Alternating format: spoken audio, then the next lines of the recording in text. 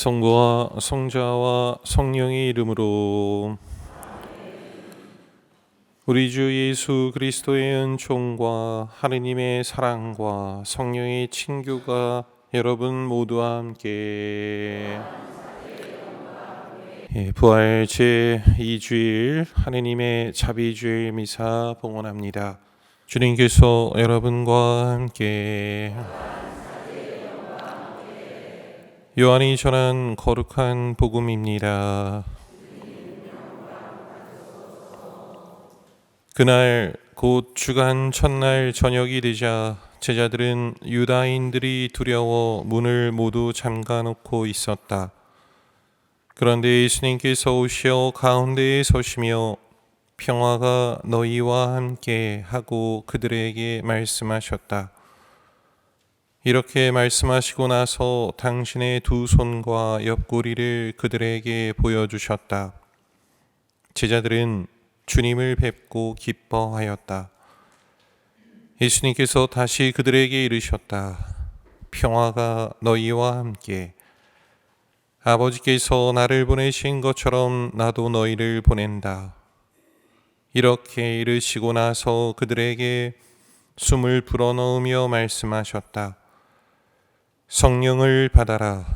너희가 누구의 죄든지 용서해 주면 그가 용서를 받을 것이고 그대로 두면 그대로 남아있을 것이다.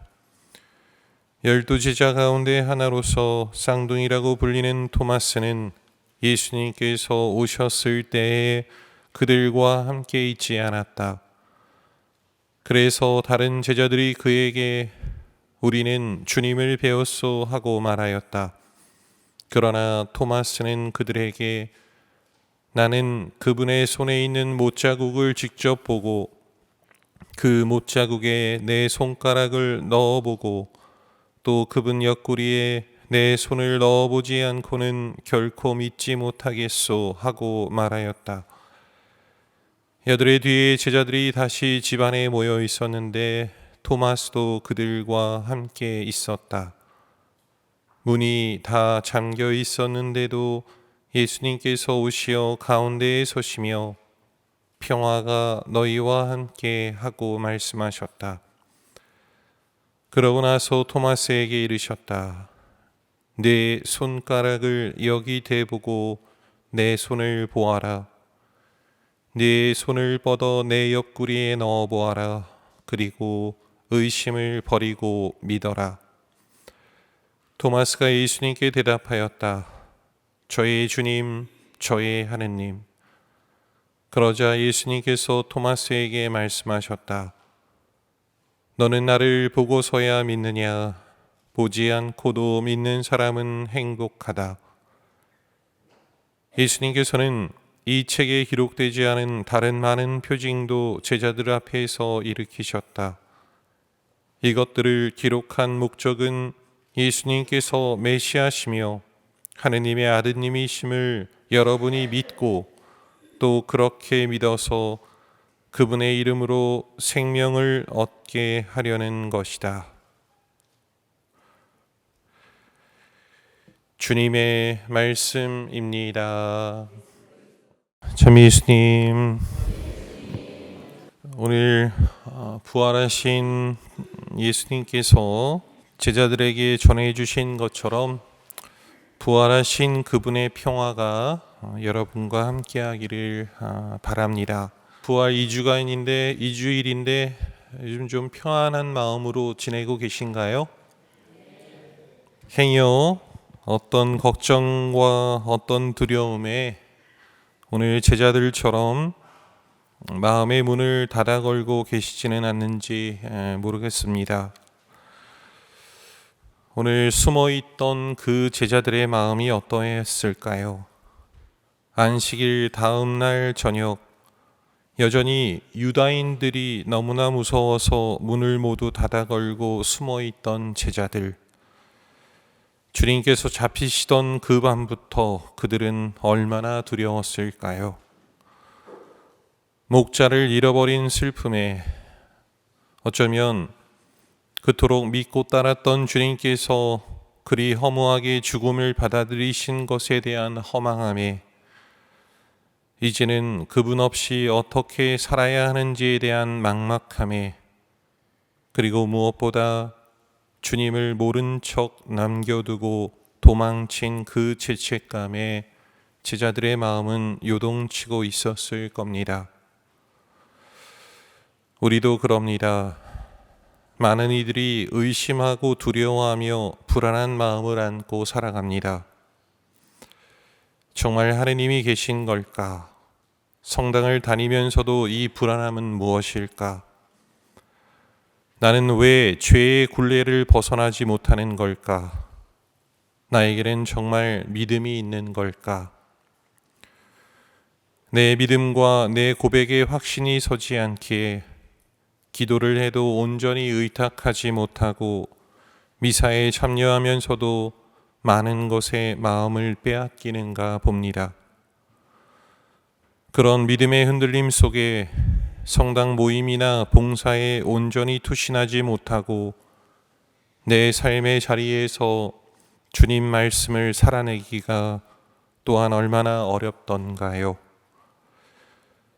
푸른 나무가 이러한 일을 당하거든 마른 나무야 오죽하겠느냐.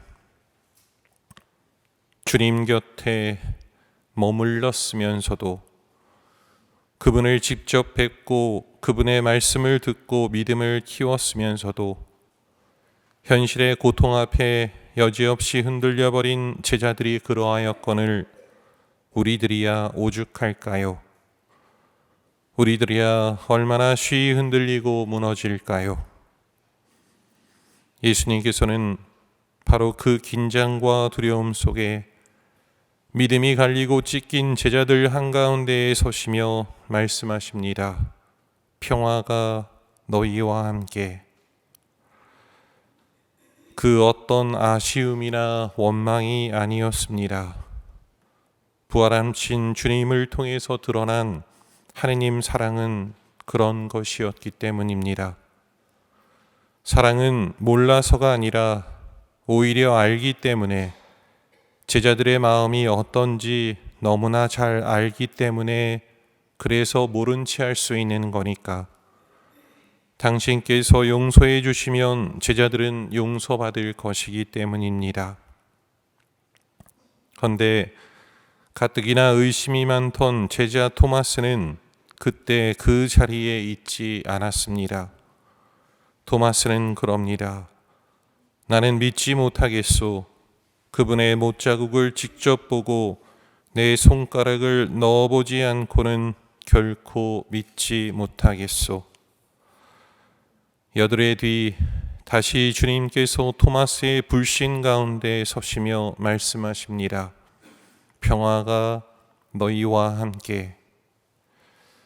그를 향한 주님의 마음 또한 어떤 아쉬움이나 원망이 아니었습니다. 주님은 토마스에게 만져보라고, 손가락을 대보라고, 그 상처에 그 못자국에 손을 대라 초대하셨습니다.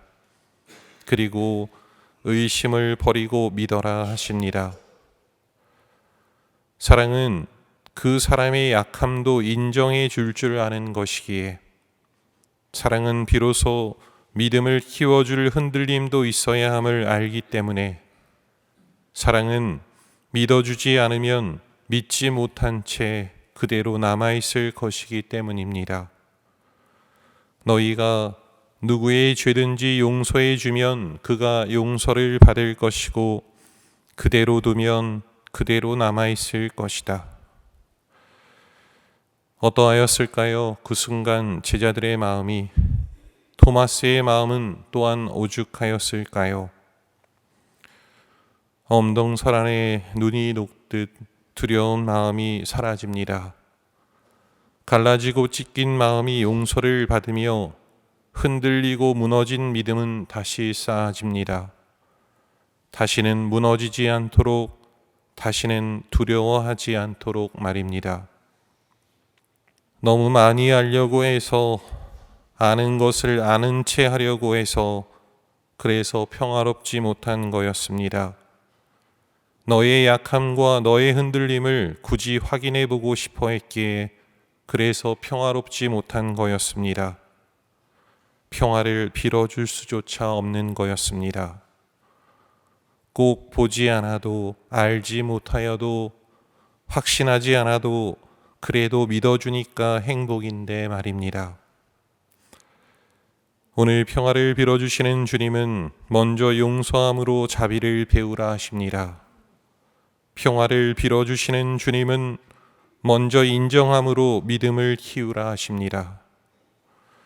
우리의 죄를 용서해 달라고 아버지께 청하신 주님은 우리의 죄를 헤아리지 않으심으로 보지 않고도 믿는 자의 행복을 기원하신 그분은 부족한 나의 믿음이 아닌 이 교회에 남겨두신 믿음을 보심으로 참으로 소중한 평화를 건네해 주십니다. 사랑하는 교우 여러분, 이것이 주님의 부활로 완전하게 드러난 아버지 자비의 모습임을 기억합시다. 이것이 나의 주님, 나의 하느님, 우리가 믿고 고백하고 사랑해도 되는 부활의 주님을 향한 완전한 고백입니다. 보지 않고도 믿는 사람은 행복하다. 바로 오늘날의 너와 나를 향한 부활하신 주님의 축복입니다. 베드로 1서의 고백처럼 때문에 그리스도를 본 일이 없지만 우리는 그분을 사랑합니다. 하느님 자비주의를 통해서 예수님께서 우리들에게 그리하라고 하신 말씀이 우리 저기에 있는 자비의 예수님상 밑에 적혀 있지요.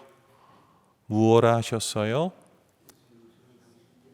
나는 자비로우니 제발 나에게 의탁해라. 매일의 미사 안에서 사제와 교우들이 나누는 이 인사말을 더욱 소중하게 여겨봅시다. 주님의 평화가 항상 여러분과 함께 평화롭고 싶습니다. 여러분과 함께